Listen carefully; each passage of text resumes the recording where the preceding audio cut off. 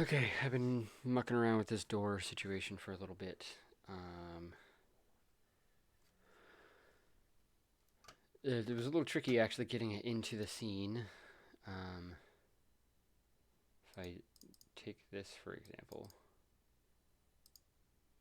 like getting it into the scene, you open a new scene with any of the scenes that like you get. Well, first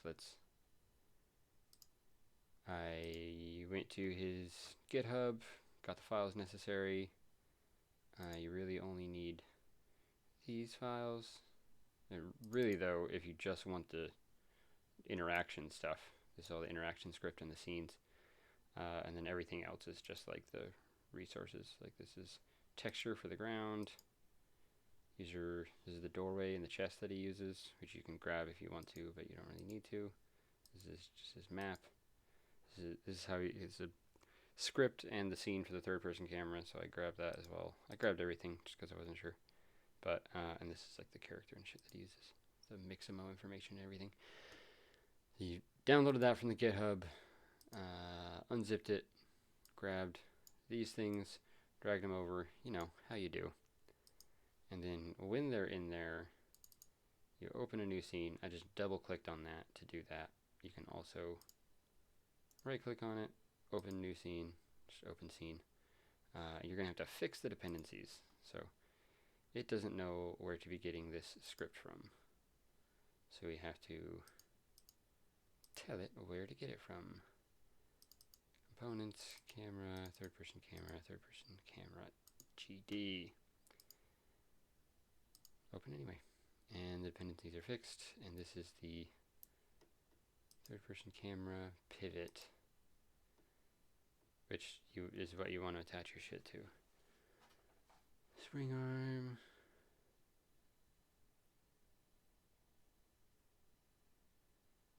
Interesting. Okay. Input key event, key code, key escape.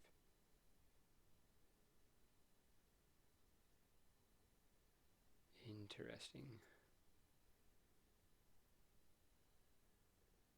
Yeah, I'm not sure that I want to do third person, but it's nice to have just a quick little code for it if I want to try to fuck around with it. Yeah, you gotta just fix the dependencies and then open the scenes. These are your signals that you hook up later, like when you. I don't have an interactable object, but if you had an interactable object that you wanted to interact with, you put the interactable as a child node of that thing, and then set the signals, and the signals will determine what happens when. Like this focused is like when your thing is looking at it, and you can like choose to have it like light up or highlight, just like highlight the edges or whatever. And then unfocused is basically just fucking do nothing. Don't do a goddamn thing. Or you could have like an animation set that goes, or just like a particle system that's going when you interact with it, or when you're not interacting with it, particle system. And then when you are focused on it, then that stops or increases or something. I don't know. And then the actual interacted, which is like you'd have it play a animation, or you'd have it run script that's like the script that's in the door. You basically just have it run the thing. But yeah, I don't even know what I'm talking about at this point. Because I need to quit mucking about with it because it's already fucking 2:30. I need to go to bed. But yeah, I would just, if you want to follow along with that tutorial, you don't need to like start a whole new project for it. Just bring in all of the shit for it. You don't have to type very much. Most of the typing is done for you already. Like you're gonna have to plug in the signals and all that shit. But pretty solid tutorial if you have like the fact that he doesn't mention that you need the GitHub stuff in order to follow along with the tutorial is kind of whack. But he's like he has a very small channel. Like this dude's channel is. Also, his door I thought was interesting. His door has no animation player. It's just set up to. Also, this is supposed to be the doors. Whoops. This is supposed to be the door script. And this is what his door script looked like at the end of his video. This is like, what is that? 30 seconds from the end of the video. And that's what his door script looked like. And this is what the door script looks like in his GitHub. Much more going on in it. But it's basically just like only open to 90 and negative 90 for when you're like turning, and then open away from player, open position, open away is open true, and yeah, on interactable, interacted, interactor, if open, closed. So that's already set up. It's just you need to, when you put this onto your door, you just need to set up your signals and tie them to the thing that you're putting them on.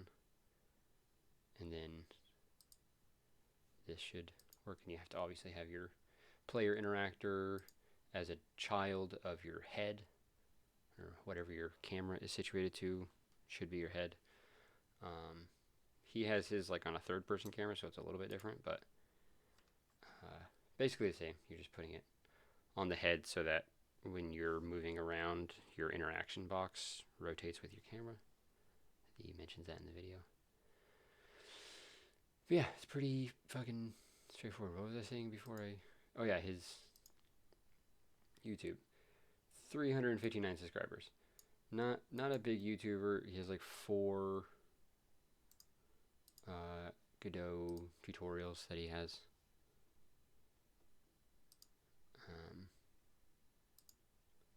This is one of them, and it's not even like a series, it's like just random shit. And he did it like, it was a 5-month gap. I don't know what this means. Importing Cinti modular. Don't know what Cinti is. But it's cool to import things, I guess. Automatic Infenzia Pix Pal import. See, I don't know what the fuck that means either. Infenzia. Never heard of that. I assume it's some sort of program. I also assume Cinti is some sort of program. Reusable animation libraries. Yeah. It'd be cool if he was a little more consistent with his tutorials, but understandable. 10 views on this playlist. And this video, Interact with Objects, has the most views. And he still only has like, he's gotten fucking 7,000 views on that video, 2.6 on that one, 3.7 on that one, and he still only got 360 subscribers, because he only has a total of 5 videos, and this is the only one not related to Godot, but I guess they're all game dev related. Anyway, I am gonna subscribe to him because I found this at least a little bit useful. I haven't actually fully gone through it yet, but I need to go to bed, like I said. Anyway, that's it. That's all. That's all for now. I should add this to tutorials. Yeah.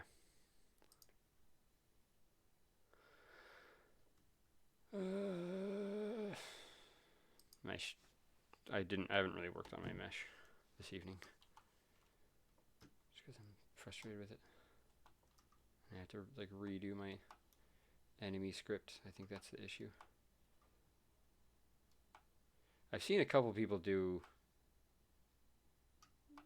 enemy pathfinding a little bit differently. Like the way I'm doing it is like you are the target, so they chase after you. And I saw a video where somebody did